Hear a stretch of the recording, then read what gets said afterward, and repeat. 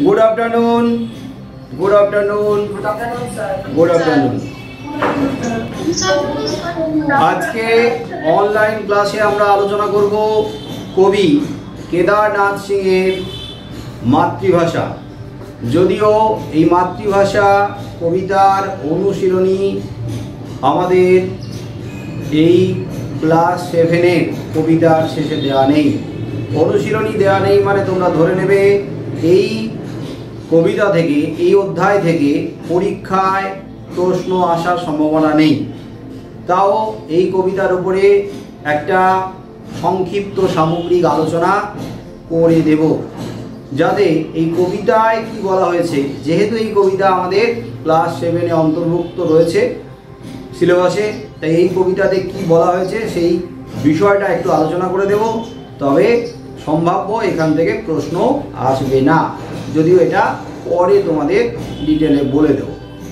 এখন তোমরা কবিতার দিকে তাকাবে, আমি কবিতাটা পড়ব, তারপরে কবিতার বিষয়টা নিয়ে আলোচনা করব। কবি কেদারনাথ সিং এর মাতৃভাষা। শোনা যাচ্ছে? প্রত্যেকে শুনতে পাচ্ছ? ওকে, তোমরা মাইক্রোফোনটাকে বন্ধ করে রাখো, মাইকটাকে অফ করে রাখো। যখন দরকার হবে তখন অন করবে, আবার সাথে সাথে অফ করে দেবে। মাতৃভাষা, কবি কেদারনাথ সিং। পিঁপড়ে যেভাবে ফেরে নিজের গর্তে, কাঠঠোকরা পাখি কাঠে ফেরে, বায়ুযান একে একে ফিরে আসে লাল আকাশে ডানা মেলে বিমান বন্দরে। ও আমার ভাষা, আমি তোমারই ভিতরে ফিরি, চুপ করে থাকতে থাকতে যখন আমার জীব অসাড় হয়ে যায়, আমার আত্মা দুঃখ হয়ে ওঠে। কবি কেদারনাথ সিং এর সংক্ষিপ্ত পরিচয় কবিতাতে দেওয়া আছে। এই কবিতা তর্জমা করেছেন মল্লিকা সেনগুপ্ত। তার আগে কবির সম্পর্কে এখানে যেটুকু আলোচনা দেওয়া আছে সেই আলোচনাটুকু একটু পড়ি, তোমরা একটু শোনো। কেদারনাথ সিং জন্ম 1934 খ্রিস্টাব্দে। হিন্দি ভাষার প্রখ্যাত কবি, হিন্দি সাহিত্যে প্রখ্যাত কবি কেদারনাথ সিং 1989 সালে সাহিত্য অকাদেমি পুরস্কার পান। আকালের মধ্যে সারস, হিন্দিতে বললে আকাল মে সারস, এই গ্রন্থের জন্য তিনি সাহিত্য অকাদেমি পুরস্কার পেয়েছেন। আর এই গ্রন্থের অন্তর্গত, এই কাব্যগ্রন্থের অন্তর্গত এই মাতৃভাষা কবিতা। গোরখপুর বিশ্ববিদ্যালয়ের ছাত্র ছিলেন, পরে জওহরলাল নেহেরু বিশ্ববিদ্যালয়ের অধ্যাপক হয়েছিলেন। সহজ দৈনন্দিন ভাষায় কবিতা লেখেন, যার মূলে থাকে জটিল জীবন সমস্যার প্রতিফলন।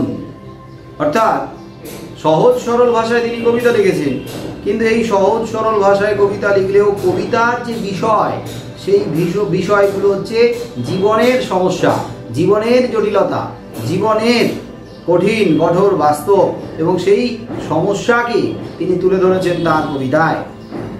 বিখ্যাত কাব্য সংকলন আভি বিলকুল আভি, জমিন পাগ রহি হ্যায় ইত্যাদি। তিনি গল্প এবং প্রবন্ধ রচয়িতাও বটে। তার মানে কবি কেদারনাথ সিং শুধু যে কবিতা নয়, তিনি যেমন কবি তেমনি তিনি গল্পকার, তেমনি তিনি প্রবন্ধকার বা প্রবন্ধ রচয়িতা।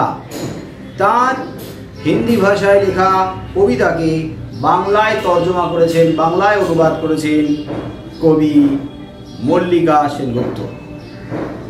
এবারে আমি একটু জিজ্ঞেস করি, এই যে কবিতা, এই কবিতার যে বিষয়, এই কবিতার যে মূল ভাব মর্মার্থ, তোমরা কি কেউ বুঝেছো, বুঝতে পেরেছো কি বলতে চাইছে? কেউ কি পারবে বলতে? কেউ কি বুঝিয়ে বলতে পারবে সংক্ষেপে যে কবি কি বলতে চাইছেন এই কবিতার মাধ্যমে? কোন ভাবনাকে তুলে ধরতে চাইছেন, কিভাবে সেটা ব্যাখ্যা করেছেন? কে পারবে? নাম বলো।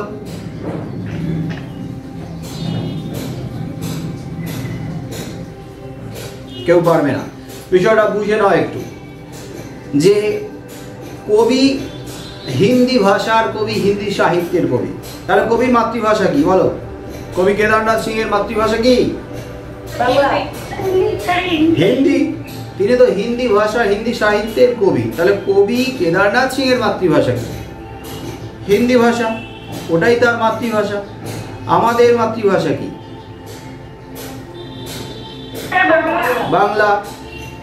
আর যিনি তর্জমা করেছেন কবি মল্লিকা সেনগুপ্ত, তার মাতৃভাষা কি? বাংলা। তিনি বাংলায় তর্জমা করেছেন বা অনুবাদ করেছেন।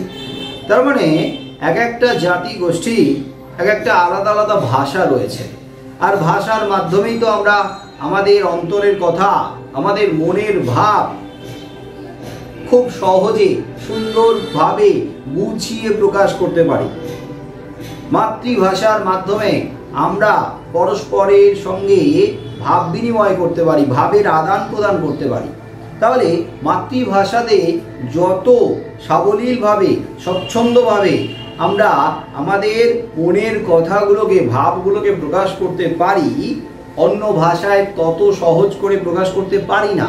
অন্য ভাষাতে, আমাদের মাতৃভাষা বাংলা, আমরা অনেকেই ইংরেজি ভালো লিখি, ভালো পড়ি, ইংরেজি ভালো বলতেও পারি, কিন্তু তবুও কোথাও না কোথাও ইংরেজিতে কথা বলতে গিয়ে, নিজেদের সঙ্গে কথা বলতে গিয়ে, মনের ভাব প্রকাশ করতে গিয়ে যেন আমরা বেশি ক্লান্ত হয়ে পড়ি, আমরা বেশি যেন অস্বাভাবিক একটা অস্বস্তি অনুভব করতে থাকি।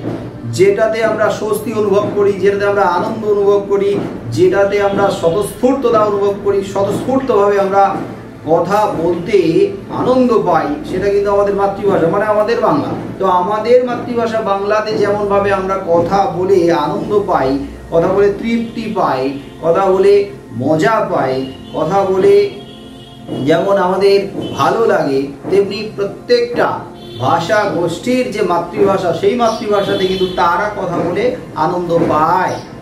তাহলে কবি কেদারনাথ সিং এর মাতৃভাষা যদি হিন্দি হয়, তাহলে তিনি হিন্দি ভাষাতে কথা বলে স্বচ্ছন্দ, তিনি হিন্দি ভাষাতে কথা বলে তিনি তৃপ্তি পান।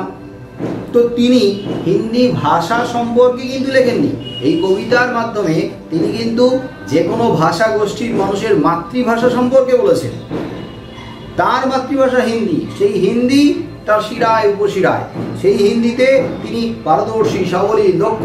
ছোটবেলা থেকে সেই হিন্দির মাধ্যমেই তিনি তার মনের ভাব প্রকাশ করেছেন। কিন্তু আমরা হিন্দি বলতে পারি কি? এখানে অনেকেই তো আছো, হিন্দি বলতে পারো কি পারো না বলো? পারো, কিন্তু হিন্দি বলতে পারলেও হিন্দিতে আমাদের কাছে মনে হচ্ছে কি, হিন্দির মধ্যে যেন একটা হ্যাঁ, কোথাও অসুবিধা হয় হিন্দির মধ্যে, যেন কোথাও না কোথাও একটা আমাদের ক্ষেত্রে আমরা যেন অন্তর থেকে একটা জড়তা অনুভব করি। মানে অনর্গলভাবে যে বলা, আনন্দের সঙ্গে স্বতঃস্ফূর্তভাবে উচ্ছলভাবে বলা, সেই বলার মধ্যে যেন কোথাও না কোথাও আমাদের একটা বাধা আছে। এই যে দেখো, বাংলাতে কথা বলছি, অনর্গল কথা বলছি, বকবক করেই যাচ্ছি, কিন্তু ক্লান্ত অনুভব করছি না, ক্লান্তি অনুভব করছি না, ক্লান্ত হচ্ছি না। তোমরাও যদি নিজেদের সঙ্গে, নিজেদের বন্ধুদের সঙ্গে, বাড়ির লোকেদের সঙ্গে বাংলা ভাষাতে কথা যখন বলো, তখন কি ক্লান্তি আসে? মনে হয় যে ভাষা খুঁজে পাচ্ছি না? কোনো ক্লান্তি আসে না। অনেকক্ষণ ধরে তোমরা কিন্তু অনর্গল বাংলা ভাষাতে কথা বলতে পারবে। মনের মধ্যে যা আসছে তাকেই কিন্তু আমরা সুন্দর করে ফুটিয়ে তুলতে পারি, বাংলার মাধ্যমেই পারি। তাহলে বাংলার মধ্যে, মানে আমাদের কাছে মাতৃভাষা বাংলার মধ্যে যে একটা আনন্দ আছে, তৃপ্তি আছে, শান্তি আছে, সেটা প্রত্যেকটা জাতির মাতৃভাষার মধ্যে তারা তা খুঁজে পায়। তো কবি বলছেন, পিঁপড়ে যেভাবে ফেরে নিজের গর্তে। পিঁপড়ে ধরো সারাক্ষণ সে এদিক ওদিক ঘুরে বেড়াচ্ছে, খাদ্যের সন্ধানে ঘুরে বেড়াচ্ছে, কে এখানে যাচ্ছে ওখানে যাচ্ছে, খাদ্য সংগ্রহ করে তারপরে ফিরে আসছে। তো এই যে কাজের সন্ধানে যাচ্ছে, কাজ বলতে তার উদ্দেশ্য, তার কাজ কি? খাদ্য সংগ্রহ করা। তো সে যখন এদিক ওদিক যাচ্ছে, সারাক্ষণ, সারা সময়, সারা দিন ধরে সে যেখানেই কাটাক না কেন, দিনের শেষে সে কোথায় ফিরে আসে? পিঁপড়ে কোথায় ফিরে আসে? তার গর্তে, মানে তার বাসাতে। তার গর্তে ফিরে আসে, মানে তার বাসাতেই ফিরে আসে। তার মানে কি, পিঁপড়েকে দিয়ে বলা হলেও আসলে পিঁপড়ের কথা শুধু বলা হয়নি। পিঁপড়ে তো অতি তুচ্ছ, অতি সামান্য, অতি ক্ষুদ্র একটা জীব। তার মানে সেই জীব এদিক ওদিক যতই হন্যে হয়ে ঘুরে বেড়াক না কেন, দিনের শেষে কিন্তু সে তার ঠিক বাসাতে ফিরে আসবে। আর সেই বাসাতে যেমন ফিরে এসে সে শান্তি পায়, সে আরাম পায়, সে স্বস্তি পায়, ঠিক তেমনিভাবে আমরা আমাদের কাজের জন্য, আমরা আমাদের চাকরির জন্য, আমরা যে ভাষা নিয়ে রপ্ত করি না কেন, যে ভাষাতে রপ্ত হই না কেন, যে ভাষা আমরা শিখি না কেন, আমাদের পড়াশোনার জন্য আমাদের ইংরেজি লাগবে, হিন্দি লাগবে, আরও বিভিন্ন ভাষা তুমি শিখতেই পারো, লাগতেই পারে। বিদেশে যাব, সেখানে আরও নতুন কিছু শিখবো, বিদেশে যাব, সেখান থেকে নতুন নতুন শিক্ষা গ্রহণ করব, তার জন্য ইংরেজি ভাষাটা জানতে হবে। ইংরেজি লিখি, ইংরেজি পড়ি, ইংরেজি বলি, বাইরে গিয়ে সুবিধা হবে, সবার সঙ্গে যোগাযোগ রাখতে, সবই ঠিক আছে। কিন্তু আমরা অন্য ভাষাতে অভ্যস্ত হলেও, অন্য ভাষাতে আমরা নিজেদেরকে রপ্ত করে তুললেও, আমাদের কিন্তু দিনের শেষে যে ভাষাটা আমাদের শান্তি দেয়, স্বস্তি দেয়, আরাম দেয়, সেটা কিন্তু মাতৃভাষা, মানে আমাদের কাছে আমাদের বাংলা ভাষা। হ্যাঁ, বিদেশে এখন বুঝতে পারবে না, কিন্তু যখন বড় হবে, যখন বাইরে পড়তে যাবে, অন্য রাজ্যে পড়তে যাবে, অন্য রাজ্যের ভাষা তো অন্য, যখন আরও বাইরে যাবে, মানে দেশ ছেড়ে বাইরে যাবে, তখন সেখানে তো অন্য ভাষাতে তুমি কথা বলছো, তুমি অন্য ভাষাতে কথা বলতে বলতে দেখবে কোথাও না কোথাও তুমি বোর হবে, মানে একঘেয়েমি লাগবে, একটা বোরিংনেস আসবে। এই অনর্গল ওই অন্য ভাষাতে কথা বলছি, কোথাও যেন শান্তি পাচ্ছি না। আমার যদি নিজের রাজ্যের, নিজের প্রদেশের, নিজের দেশের মানুষের ভাষায় আর নিজের দেশের মানুষের সঙ্গে কথা বলতে পারি, তাহলে মন খুলে কথা বলতে পারা যায়। কি অনেক সময় বেড়াতে গিয়েও এরকম হয় না? আমরা যখন বেড়াতে যাই, অন্য রাজ্যে টাজ্যে অন্য জায়গায় বেড়াতে যাই, তো সেখানে বেড়াতে গিয়ে যখন আরো কিছু বাঙালিকে পাই, তখন খুব ভালো লাগে না? মন খুলে গল্প করতে পারি। হ্যাঁ, বাস বাঙালিটা এসছে, বাহ এবার একটু দুদণ্ড মন খুলে কথা বলতে পারি। কেউ কেউ হিন্দি ভালো বলতে পারে, কেউ কেউ ভালো বলতে পারে না, কিন্তু ভাঙা ভাঙা হিন্দিতে কাজ চালিয়ে নিতে পারে, কিন্তু মন খুলে তো কথা বলতে পারে না। সব কথা কিন্তু হিন্দিতে আসে না, কারণ যারা অভ্যস্ত নয়, যারা প্র্যাকটিস করেনি, যারা তৈরি হয়নি, তারা হিন্দিতে মন খুলে কথা বলতে পারে না। কিন্তু ছোটো থেকে যে ভাষাতে আমরা কথা বলছি, সেই ভাষাতে আমরা অনায়াসে সবার সঙ্গে, বিশেষ করে আমাদের পরিচিত, আমাদের স্বজাতি, আমাদের বাঙালিকে যদি আমরা বাইরে পাই, উফ, তাহলে তো স্বস্তি আসে, মনে হয় না প্রাণটা এলো, উফ এতক্ষণ পরে এবারে কিছু কথা বলে শান্তি পাবো। যাই হোক, পিঁপড়ে যেমন নিজের গর্তে ফিরে আসে, মানে নিজের বাসায় ফিরে আসে, ঠিক তেমনিভাবে আমরাও কোথায় ফিরে আসি, কোথায় ফিরে এসে শান্তি পাই না, আমাদের মাতৃভাষার কাছে, আমাদের মাতৃভাষার কোলে, আমাদের মাতৃভাষায় আমরা কথা বলে সেই আনন্দ, সেই আরাম, সেই স্বস্তি, সেই শান্তি, সেই তৃপ্তি পাই। কাঠঠোকরা পাখি কাঠে ফেরে, কাঠঠোকরা পাখি কাঠে ফেরে, কাঠে ফিরে কি করে? কাঠঠোকরা পাখি কাঠে ফেরে, তো কাঠে গাছ বা গাছের কাঠে ঠোকর দিয়ে দিয়ে সে গর্ত করে রেখেছে। হ্যাঁ, গাছে ঠোকর দিয়ে সে কি করেছে, গর্ত করে বাসা করে রেখেছে। তো সেই বাসাতে সে কি করে না, সেই বাসাতে সে ফিরে আসে। তাহলে কাঠঠোকরা পাখি কাঠে ফেরে, মানে কাঠে যে গর্ত করা আছে তার যে বাসা, সেই বাসাতে সে ফিরে আসে। তার মানে সেই বাসাতে ফিরে আসার পরে সে আরাম পায়। সারাদিন সে এদিক ওদিক ঘুরে বেড়াতেই পারে, কিন্তু দিনের শেষে কিন্তু সে তার কাঠঠোকরা পাখি, সে তার কাঠে, মানে তার বাসাতেই ফিরে আসে। সেখানেই তো শান্তি। তোমরা নিজেদেরকে দিয়ে বিচার করো, যদি কোথাও বেড়াতে যাও, 2-1 দিনের জন্য, 2-4 দিনের জন্য, 2-5 দিন, 10 দিনের জন্য, সেখানে কি হয়, সেখানে ঘোরো ফেরো দেখো, তারপরে যখন নিজের বাড়িতে ফিরে আসি তখন মনে হয় না হাত পা ছেড়ে দিল, ও আরাম, কি শান্তি বাড়িতে। হ্যাঁ, বাইরে ঘুরে ঘুরে বেরিয়ে কি ক্লান্ত হয়ে পড়েছো, কত রকমের সমস্যা হয়েছে, কত দেখা যাচ্ছে খাওয়ার দাওয়ার ঠিক মতো হয়নি, খাওয়ার দাওয়ার হয়তো ভালো খাওয়ার দাওয়ার পেয়েছো, টাকা দিলে ভালো খাওয়ার দাওয়ার পাওয়া যাবে, কিন্তু সেই সমস্ত খাবারে কিন্তু আমরা তৃপ্তি পাই না। বাড়িতে ফেরার পরে যদি একটু ডাল ভাত আর আলু সেদ্ধ খাওয়া যায়, সেই যে শান্তি, সেই শান্তি কিন্তু ওই অনেক দিন ধরে বাইরে ঘুরে খাবারের মধ্যে সেই শান্তি পাওয়া যায় না। কি ঠিক বললাম না? কত তৃপ্তি লাগে না? বিশেষ করে যখন দক্ষিণ ভারত বেড়াতে যাবে, হ্যাঁ দক্ষিণ ভারতে বেড়াতে যাবে, ওখানে হ্যাঁ বাঙালিদের হোটেল আছে এটা ঠিকই, কিন্তু বেশিরভাগ খাবার টাবার কি ওই ইডলি ধোসা, হ্যাঁ টক টক দেওয়া ওই খাবার কিন্তু আমাদের রুচি হয় না, আমরা খুব তৃপ্তি সহকারে খেতে পারি না। তারপরে যখন আমরা বাড়ি ফিরি না, হ্যাঁ তারপরে আমরা যখন বাড়ি ফেরার পরে যখন এই আলু সেদ্ধ ডাল ভাত খাই, তখন মনে হয় ডাল ভাত খেয়ে যখন টান টান করে ঘুম দিই, তখন মনে হয় উফ বাড়ির মতো আর শান্তি কোথাও নাই বাবা, বলে লাভ নেই। সারাদিন কাজকর্ম করে যখন ক্লান্ত হয়ে বাড়ি ফেরে, আমরা যখন ক্লান্ত হয়ে বাড়ি ফিরি, সেই বাড়িতেই তো আমাদের সমস্ত শান্তি বর্তমান রয়েছে, তাই না?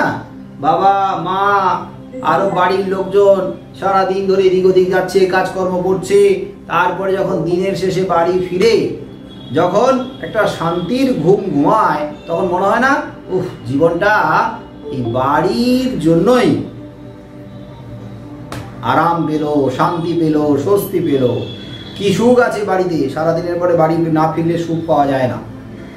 যাই হোক, তাহলে কাঠঠোকরা পাখি কাঠে বেড়ে, বায়ুযান একে একে ফিরে আসে, লাল আকাশে ডানা মেলে। বায়ুযান মানে কি? এরোপ্লেন। হ্যাঁ এরোপ্লেন, উড়োজাহাজ। তো বায়ুযান, হ্যাঁ বায়ুযান হেলিকপ্টারও হবে। তো বায়ুযান, তো সেই বায়ুযানগুলো কি করছে না, এয়ারপোর্ট থেকে মানে বিমানবন্দর থেকে বেরিয়ে যাচ্ছে, তারপরে বিভিন্ন বিমানবন্দরে যাচ্ছে, আবার যুদ্ধের যানগুলো আবার বিভিন্ন দিকে উড়ে যাচ্ছে।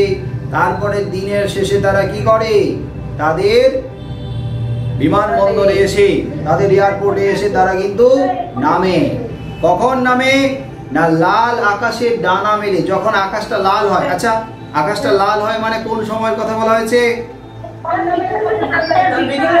হ্যাঁ বিকেল বেলা, ঠিক সন্ধ্যে নামার আগে আগে, সূর্য যখন অস্ত যাচ্ছে, সূর্যের লাল আভাটা আকাশে ছড়িয়ে পড়ছে, তারপরে সন্ধ্যের আগে আগে বিকেল নাগাদ, দিনের প্রায় শেষের দিকে বায়ুযানগুলো একে একে ফিরে আসছে বিমানবন্দরে।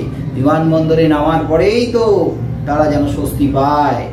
তাহলে সবাই যখন বিভিন্ন জায়গা থেকে নিজেদের কাজ সেরে নিজেদের আস্তানায় ফিরে আসছে, তাহলে আমরাও কথা বলতে পারি প্রয়োজনে ইংরেজিতে, প্রয়োজনে হিন্দিতে, প্রয়োজনে অন্য ভাষায়, প্রয়োজনে দরকারে, কিন্তু সারা দিন ধরে কর্মক্ষেত্রে অন্য ভাষায় কথা বললেও, কাজের জায়গাতে অন্য ভাষাতে কথা বললেও, দিনের শেষে বাড়ি ফিরে যখন নিজেদের সঙ্গে, নিজেদের বাড়িতে বাবা মা ভাই বোন, আমাদের নিজেদের যে পরিবারের সদস্য, তাদের সঙ্গে যখন বাংলা ভাষায় কথা বলি, তখন কি আরাম, কি শান্তি, কি স্বস্তি পাই আমরা।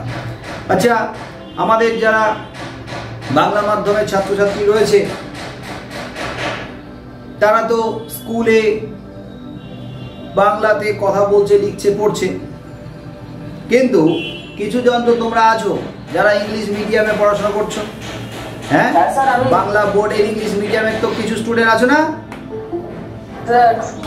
হ্যাঁ, তো যারা ইংলিশ মিডিয়ামের স্টুডেন্ট আছো, তারা যখন ক্লাসে থাকো, বাংলা ক্লাসটা বাদ দিয়ে বিশেষ করে ইংরেজি ক্লাস, সায়েন্সের ক্লাস, এই ক্লাসগুলো তো কি হয়, বেশি ইংরেজিতেই কথা বলা হয় না? ইংরেজিতেই তো কথা বলা হবে, অনর্গল ইংরেজিতে কথা বলা হবে, হওয়া উচিত কি, তাই তো? হ্যাঁ, কখনো কখনো যেহেতু আমাদের ছাত্ররা বাংলাতে বেশি অভ্যস্ত, তখন বোঝানোর জন্য অনেক সময় দু একটা বাংলা কথা নিয়ে, বাংলা কথা দিয়ে, বাংলা কথাতে উদাহরণ টেনে নিয়ে এসে বোঝানো যেতে পারে, সেটা আলাদা জিনিস। কিন্তু যখন ইংরেজি ক্লাস হচ্ছে, তখন ইংলিশ মিডিয়ামের ইংরেজি ক্লাসে টানা তো ইংরেজিতেই কথা হয় না? তো সেই ইংরেজিতে একটানা কথা বলতে বলতে বলতে বলতে অনেক সময় মনে হয় না, কখন একটু বাংলাতে কথা বলবো, কখন একটু বাংলাতে কথা বলবো রে। হ্যাঁ, যখন স্যার চলে গেল, তখন মনে হয় নিজেদের সঙ্গে একটু বাংলাতে কথা বলি, যেন প্রাণটা হাঁপিয়ে উঠছিল। তো যে ভাষাতে আমরা ছোট থেকে অভ্যস্ত, মাতৃভাষা আমাদের বাংলা, অন্য ভাষাতে আমাদের দরকারে লিখতে হবে, পড়তে হবে, কথা বলতে হবে, কিন্তু অন্তরে শান্তিটা পাওয়া যায় আমাদের মাতৃভাষাতে, বাংলাতে, এটা তো মানতেই হবে সবাইকে।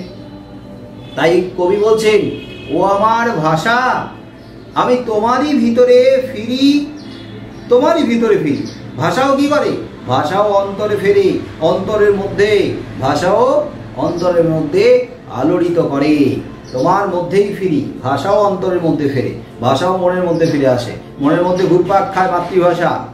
চুপ করে থাকতে থাকতে যখন আমার জীব অসাড় হয়ে ওঠে, চুপ করে থাকতে থাকতে একটানা যদি চুপ করে যাও, অনেকক্ষণ ধরে কথা বলতে না পারো আমাদের নিজেদের মাতৃভাষায়, তখন মনে হয় কি জীব যেন অসাড় হয়ে যাচ্ছে, অসাড়, জীব যেন আর নড়ছে না, কথা না বলতে পেরে জীব যেন মনে হচ্ছে অবশ হয়ে আসছে। আর আমার আত্মা, এই কথা বলতে না পারার কারণে আত্মা, কবির আত্মা, কবির মন দুঃখ হয়ে ওঠে, কবির আত্মা, কবির মনটা কষ্ট পায়, অত্যন্ত বিমর্ষ হয়ে পড়ে, দুঃখ পায়, যদি না মাতৃভাষায় কথা বলতে পারে। তারপরে মাতৃভাষা, এই কবিতার মধ্য দিয়ে কবি মাতৃভাষাকেই গুরুত্ব দিয়েছেন। কবি মাতৃভাষায় কথা বলাকে, মাতৃভাষায় কথা বলে শান্তি পাওয়াকে, তৃপ্তি পাওয়াকে গুরুত্ব দিয়েছেন।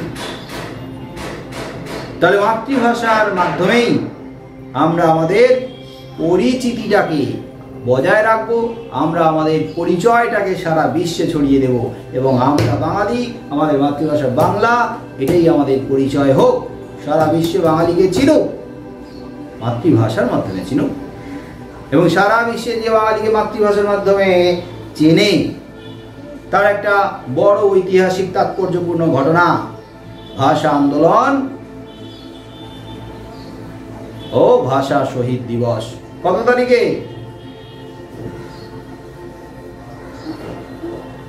কত তারিখে? মাতৃভাষা দিবস, আন্তর্জাতিক মাতৃভাষা দিবস কত তারিখে? 21শে ফেব্রুয়ারি। হ্যাঁ, 21শে ফেব্রুয়ারি। কত সালে রক্তাক্ত ঘটনা ঘটেছিল? কত সালের 21শে ফেব্রুয়ারি? কত সালের 21শে ফেব্রুয়ারি রক্তাক্ত ঘটনা ঘটেছিল? না, 1952 সালের। এর আগে বলেছিলাম না, এর আগের ক্লাসে তো আলোচনা হয়েছিল। 1952 সালের 21শে ফেব্রুয়ারি, সেই রক্তাক্ত দিন, যে দিনটিতে ঢাকা বিশ্ববিদ্যালয় ও মেডিকেল কলেজের ছাত্রদের উপরে আর বুদ্ধিজীবীদের উপরে আঘাত আনা হয়েছিল। খাজা নঈমুদ্দিনের সরকার পুলিশকে নির্দেশ দিয়েছিল, সেই নির্দেশে পুলিশ গুলি চালিয়েছিল এবং 5 জন ছাত্র মারা গিয়েছিল, শহীদ হয়েছিল মাতৃভাষার মর্যাদাকে, সম্মানকে রক্ষা করার জন্য। সেই 5 জনের নাম মনে আছে? বলে দিয়েছিলাম, মনে আছে? কি নাম? কি নাম বলো?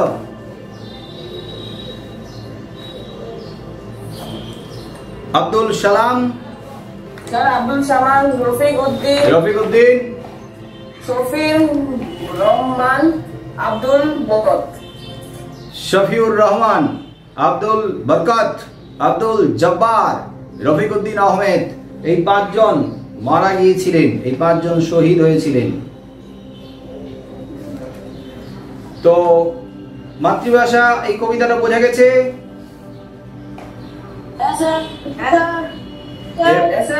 ওকে, এবারে আমরা আলোচনা করব লেখক আবুল ফজলের 21-এর তাৎপর্য নিয়ে। 21-এর তাৎপর্য, এই যে প্রবন্ধ তোমরা সামনে রাখো, এই প্রবন্ধের লাইন ধরে আলোচনা করব। 21-এর তাৎপর্য বইটা সামনে রেখেছো? ওকে, আগে আমি লেখক সম্পর্কে আলোচনা করব, লেখক পরিচিতি, লেখকের কথা এই 21-এর তাৎপর্যের শেষে দেয়া আছে। দেখো, তারপরে 21-এর তাৎপর্য এটা পড়ব, তারপরে লাইন ধরে ব্যাখ্যা করব। আবুল ফজলের 21-এর তাৎপর্য। লেখক পরিচিতি। আবুল ফজলের জন্ম 1903 খ্রিস্টাব্দে, মৃত্যু 1983 খ্রিস্টাব্দে। জন্ম বাংলাদেশের চট্টগ্রামে। সমাজ ও সমকাল সচেতন, সমাজ ও সমকাল, সমাজ সম্পর্কে সচেতন এবং সমকাল সেই সময় সম্পর্কে সচেতন প্রাবন্ধিক এবং কথাশিল্পী। কথাশিল্পী মানে ছোট গল্পকার ও উপন্যাসিক। বললো তো উপন্যাস, ছোট গল্প, নাটকও লিখেছেন তিনি, প্রবন্ধও লিখেছেন, আর রেখাচিত্র গ্রন্থের জন্য আদমজী পুরস্কার লাভ করেছেন। সম্পাদনা করেছেন শিখা নামক পত্রিকা। রচনাংশটি একুশের তাৎপর্য, এই রচনাংশটি 21 মানে মাথা নত না করা, এই গ্রন্থ থেকে গৃহীত হয়েছে। পেজ নাম্বার 21, 21 পৃষ্ঠা। তাহলে মূল গ্রন্থের নাম 21 মানে মাথা নত না করা। মূল গ্রন্থের নাম কি মনে আছে তো? মনে থাকবে? মূল গ্রন্থের নাম তোমাদের লেখক পরিচিতিতে দেওয়া আছে, 21 মানে মাথা নত না করা। এই গ্রন্থ থেকে নেওয়া হয়েছে 21-এর তাৎপর্য। দেখা যাচ্ছে তো? ভালোই দেখা যাচ্ছে, আমিও দেখতে পাচ্ছি।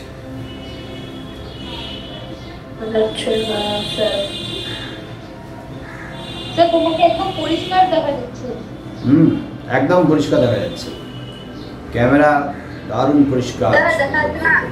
এমনি সময় স্যার এত পরিষ্কার দেখা যায় না, কালকে একটু বেশি পরিষ্কার দেখা যাচ্ছে। ওই যে যারা দেখতে পাচ্ছ না, এখানে নিচের দিকে স্ক্রল করো, স্ক্রল করে দেখো আমার ক্যামেরাটা নিচের দিকে কোথাও অন করা আছে। না স্যার, না। এবারে আমি 21-এর তাৎপর্য পড়ছি, তোমরা কিন্তু লাইনের দিকে তাকাও। 21-এর তাৎপর্য। আবুল ফজল, ভাষা কি ও কেন? ভাষা দিয়ে কি হয় ব্যক্তি আর জাতির? ভাষা না হলে আর না থাকলে কি চলে না? এসব প্রশ্নের উত্তরে নিহিত রয়েছে 21শে ফেব্রুয়ারি তথা ভাষা আন্দোলনের তাৎপর্য। ভাষাই মানুষকে মানুষ করে তোলে। ভাষা ছাড়া মানুষ ভাবতে পারে না, কল্পনা করতে পারে না চিন্তা করতে পর্যন্ত। মানুষ একই সঙ্গে প্রকাশ আর বিকাশ ধর্মী জীব। ভাষা ছাড়া মানুষ নিজেকে প্রকাশ করতে অক্ষম। মানুষের সর্বাঙ্গীন বিকাশও ভাষাকে অবলম্বন করেই ঘটে। তাই ব্যক্তি হয়ে উঠতেই চাই ভাষা। ব্যক্তিত্ব ও ব্যক্তি জীবনের বিকাশও ঘটে ভাষার সাহায্যেই। ভাষা ছাড়া জাতি হয়ে উঠতে পারে না। বিশেষ একটা ভাষাকে কেন্দ্র করেই জাতীয় সত্তা রূপ পায় ও গড়ে ওঠে। এ বিশেষ ভাষা যে মাতৃভাষা তাতে সন্দেহ নেই। কাজেই ব্যক্তি জীবন ও জাতীয় জীবন উভয় ক্ষেত্রেই মাতৃভাষা ও মাতৃভাষার সাহিত্য অপরিহার্য।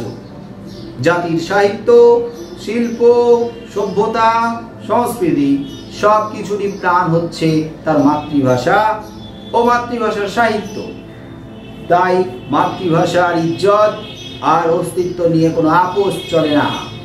প্রাণ আর রক্তের বিনিময়ে হলেও মাতৃভাষার দাবি প্রতিষ্ঠা করতে হয়। মাতৃভাষার দাবি স্বভাবের দাবি, মানুষ হিসাবে বেঁচে থাকার দাবি। এ দাবি প্রতিষ্ঠার সংগ্রামী 21শে ফেব্রুয়ারির শহীদরা প্রাণ দিয়েছিলেন।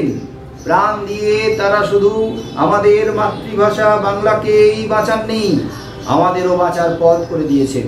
তাই তারা ও তাদের স্মৃতি চিরস্মরণীয়। ভাষার জন্য প্রাণ দেওয়ার এমন অনন্য দৃষ্টান্ত পৃথিবীর অন্য কোথাও নেই। 21শে ফেব্রুয়ারির শহীদেরা আমাদের অনন্য গৌরব ও আমাদের গর্ব।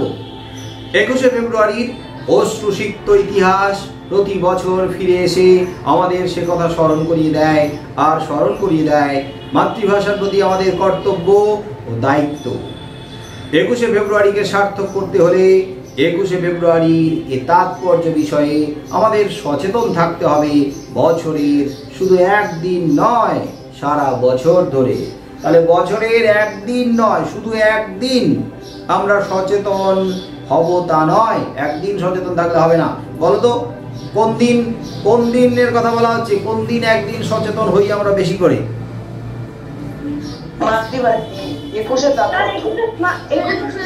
21শে ফেব্রুয়ারির দিনটিতে আমরা একটু বেশি সজাগ সচেতন হই, ওই দিনটাকে আমরা গুরুত্ব সহকারে দেখি, পালন করি।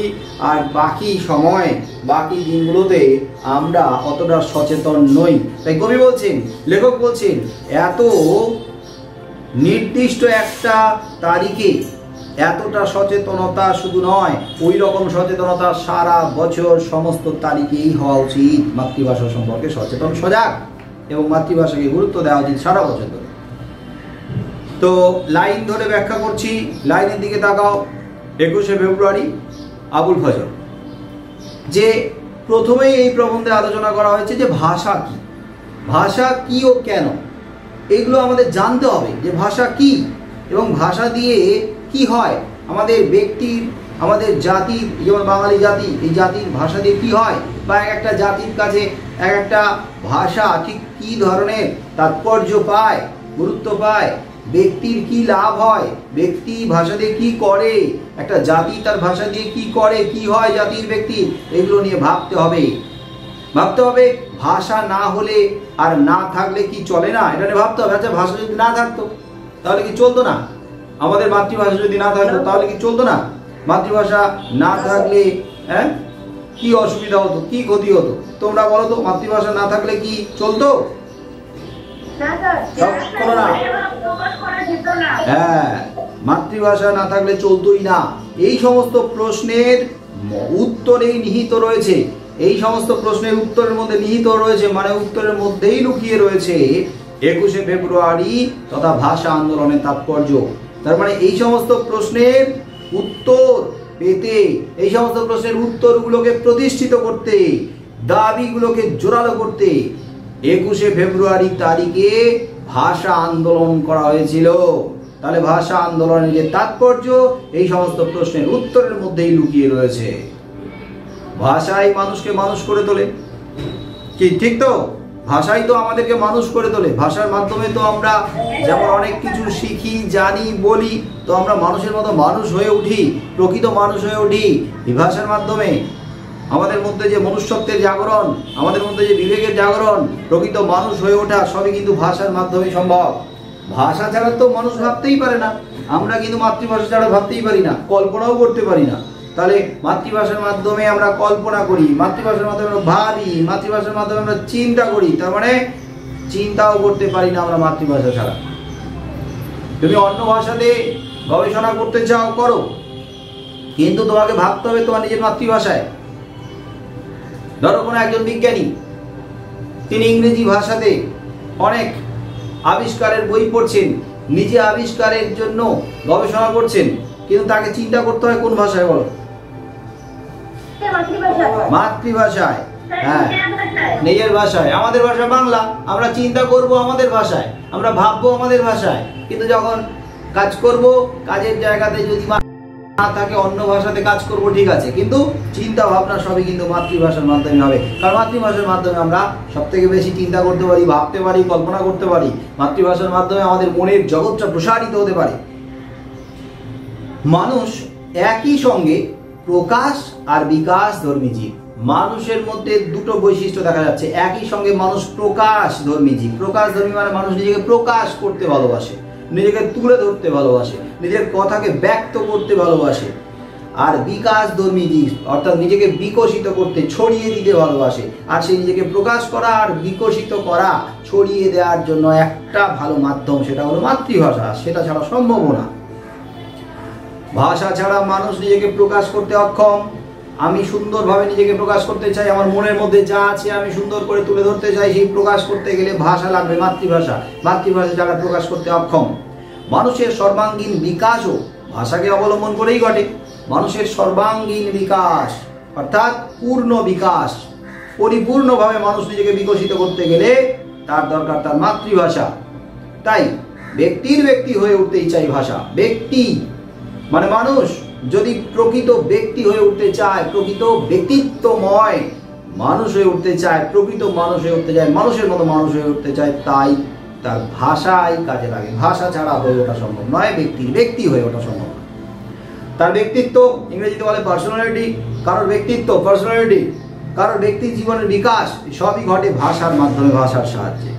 নিজের ব্যক্তিত্বকে বিকশিত করতে গেলে, নিজের ব্যক্তিত্বকে ধরে রাখতে গেলে, নিজের পার্সোনালিটিকে ধরে রাখতে গেলে, নিজের পার্সোনালিটি গ্রো করতে গেলে নিজের মাতৃভাষাতে রপ্ত হওয়া খুব জরুরি। যে মাতৃভাষাতে সুন্দর করে গুছিয়ে নিজের মনের ভাব প্রকাশ করতে পারে না, সে অন্য ভাষায় কি করে প্রকাশ করবে?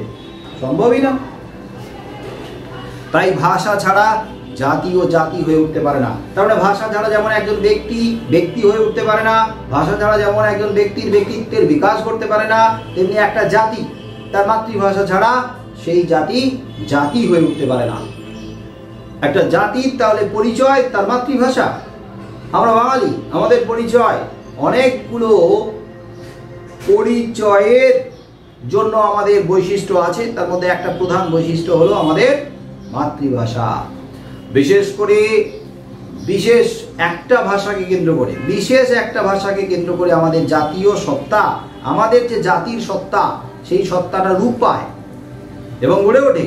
তাহলে বাঙালি জাতির সত্তা, বাঙালি সত্তাটা রূপ পায়, বাঙালি সত্তাটা গড়ে ওঠে, বাঙালি সত্তাটা জাগরিত হয়, বাঙালি সত্তা সারা বিশ্বে ছড়িয়ে পড়ে।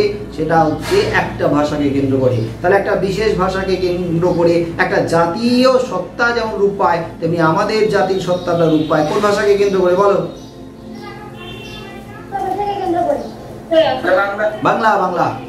আমরা বাঙালি, আমাদের জাতীয় সত্তার রূপ পাবে বাংলাকে কেন্দ্র করে। হ্যাঁ, বাংলা ভাষাকে কেন্দ্র করে। এই বিশেষ ভাষা যে মাতৃভাষা, লেখক নিজেই বলেছেন যে নির্দিষ্ট ভাষাকে কেন্দ্র করে জাতীয় সত্তা রূপ পায় এবং সেই বিশেষ ভাষা হচ্ছে মাতৃভাষা। তাতে সন্দেহ নাই, এক একটা জাতির, এক একটা ভাষা গোষ্ঠীর এক একটা মাতৃভাষা আলাদা আলাদা। আমাদের মাতৃভাষা বাংলা, তাই আমাদের বাঙালিদের জাতীয় সত্তা রূপ পায় বাংলাকে কেন্দ্র করে। কাজে ব্যক্তি জীবন ও জাতীয় জীবন উভয় ক্ষেত্রেই মাতৃভাষা ও মাতৃভাষার সাহিত্য অপরিহার্য। ব্যক্তি জীবন, আমাদের ব্যক্তি জীবন, ব্যক্তিগত জীবন, একটা জাতীয় জীবন মানে একটা জাতির জীবন, উভয় ক্ষেত্রে কিন্তু মাতৃভাষার প্রয়োজনীয়তা আছে। উভয়ের ক্ষেত্রে মাতৃভাষা এবং মাতৃভাষার যে সাহিত্য, ওই সাহিত্যের প্রয়োজনীয়তা অপরিহার্য, মানে পরিহার করা, বাতিল করা উচিত নয়। এটা আমাদের কাছে গ্রহণীয়, গুরুত্বপূর্ণ হিসেবে আমরা এটাকে গ্রহণ করি। পরিহার্য করা উচিত নয় মানে পরিত্যাগ করা উচিত নয়। ক্যামেরা অফ করে দে,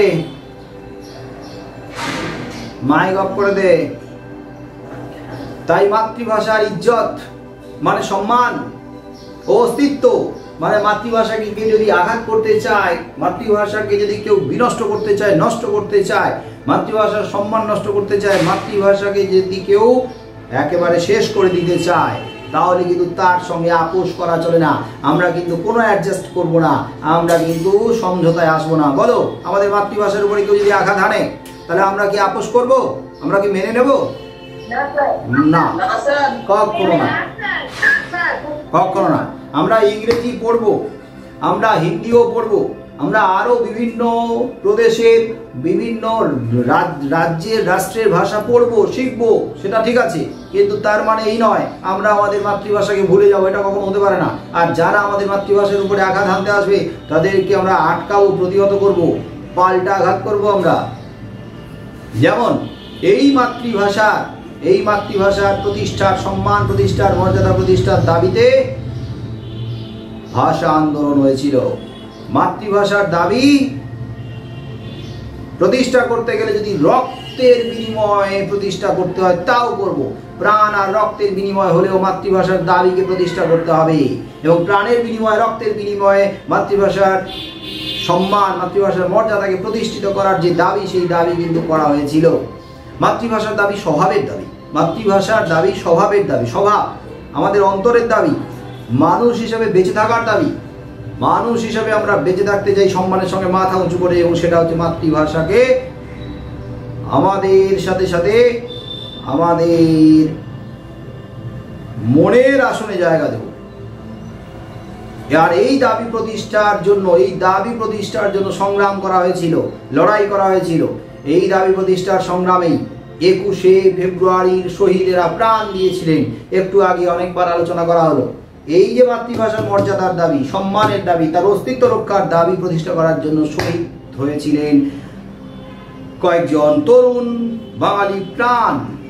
প্রাণ দিয়ে শুধু তারা তাদের মানে আমাদের মাতৃভাষা বাংলাকে শুধু বাঁচাননি, মাতৃভাষাকে যেমন বাঁচিয়েছে তেমনি মাতৃভাষাকে বাঁচানোর মধ্য দিয়ে আমাদের বাঁচার পথ করে দিয়েছে, কিভাবে মাথা উঁচু করে বাঁচতে হয়, অন্যায়ের সঙ্গে আপোষ না করে সেই রাস্তাটা দেখিয়ে দিয়ে গেছে। তাই তারা অর্থাৎ এই 21শে ফেব্রুয়ারির ভাষা আন্দোলনের শহীদরা এবং তাদের স্মৃতি আমাদের কাছে চিরস্মরণীয়। শুধু 21শে ফেব্রুয়ারিকে স্মরণ করব না, 21শে ফেব্রুয়ারির সাথে সাথে প্রতিদিন স্মরণ করব তাদের, কারণ তারা মাতৃভাষাকে রক্ষা করেছে এবং আমাদেরকে রক্ষা করেছে, আমাদের অস্তিত্ব সংকটের হাত থেকে রক্ষা করেছে, আমাদেরকে বাঁচার রাস্তা করে দিয়েছে। ভাষার জন্য প্রাণ দেওয়ার সারা পৃথিবীতে আর কোথাও এমন নজির নেই, মানে দৃষ্টান্ত নেই, উদাহরণ নেই। সারা পৃথিবীতে ভাষার জন্য প্রাণ দেওয়ার এই যে দৃষ্টান্ত মানে উদাহরণ পৃথিবীর অন্য কোথাও নেই, শুধু রয়েছে বাংলায়। 21শে ফেব্রুয়ারির শহীদরা আমাদের কাছে তাই অনন্য গৌরব, আমাদের কাছে গর্ব।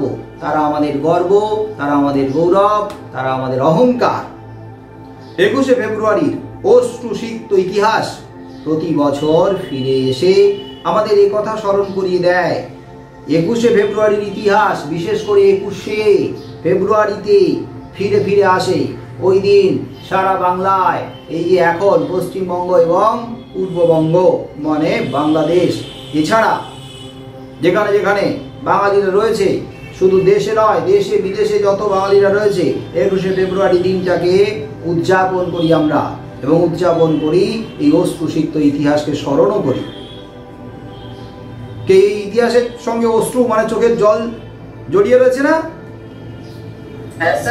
হ্যাঁ, তাহলে স্মরণ করিয়ে সেই 21শে ফেব্রুয়ারি দিনটাকে স্মরণ করে অশ্রুসিক্ত ইতিহাসকে মনে করে আমরা কিন্তু মনে করিয়ে দিই আমাদের মাতৃভাষার মাধ্যমে আমাদের কতখানি দায়িত্ব কর্তব্য আছে, আমাদের মাতৃভাষার মাধ্যমে না, মাতৃভাষার প্রতি আমাদের দায়িত্ব কর্তব্যটা কি সেটাকে আমরা স্মরণ করিয়ে দিই, মনে করিয়ে দিই।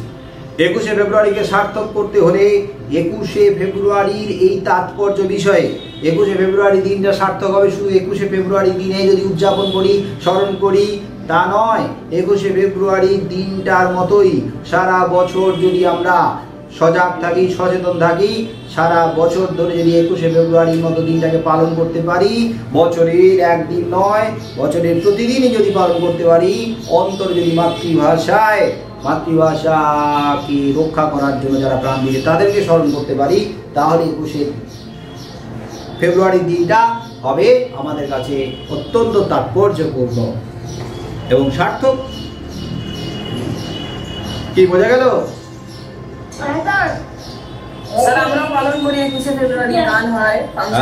Very good. 21শে ফেব্রুয়ারি পালন করতে হবে, সেই সাথে সাথে সারা বছর ধরে নানা ভাষার মানে আমাদের বাংলা ভাষার নানা কাজের মধ্য দিয়ে, নানা চর্চার মধ্য দিয়ে, কর্মকাণ্ডের মধ্য দিয়ে কিন্তু 21শে ফেব্রুয়ারির দিনটাকে সারা বছর ধরে অন্তরে পালন করতে হবে, অন্তরে স্মরণ করতে হবে। তাহলে দুটো চ্যাপ্টার আজকের আলোচনা করা হয়ে গেল, 21শের তাৎপর্য আবুল ফজলের, আর একটা আলোচনা করা হয়ে গেল কি না কেদারনাথ সিং এর মাতৃভাষা। এবারে কোশ্চেন গুলো এখন বলছি যে তোমরা প্রত্যেকটা চ্যাপ্টারের যে অনুশীলনী যে প্রশ্নগুলো আছে সেগুলো রেডি করে রাখো, সেগুলো রেডি করলেই হয়ে যাবে, ওগুলো উত্তরগুলো বাড়িতে বসে বসে রেডি করো। আর এর পরের ক্লাসে আলোচনা করব 21শের কবিতা আশরাফ সিদ্দিকীর, আর একটা কবিতা আছে ছোট্ট 4 লাইনের রামনিধি গুপ্তের নানা ভাষা নানান দেশে নানান ভাষা। এইটা হ্যাঁ, কপি মানে কি কোশ্চেন অ্যান্সার গুলো বাড়িতে লিখে রেডি করে রাখো, এইটাই তোমাদের দায়িত্ব। হ্যাঁ, অনুশীলনীতে যে সমস্ত প্রশ্নগুলো আছে সেই প্রশ্নের উত্তরগুলো রেডি করে রাখো। না, আর এখন দরকার নেই, আপাতত সিলেবাসটা কয়েকটা চ্যাপ্টার এগিয়ে দিই, শেষ হোক তারপরে। হ্যাঁ, সিলেবাস এখনো পর্যন্ত ঠিক হয়নি, দিয়ে দেবে নিশ্চয়ই। স্যার আমাদের বই কবে দিবে? বই তো বাবু এখনো পর্যন্ত আসেনি, এলেই তো দিয়ে দেবে, মেসেজ করে দেবে।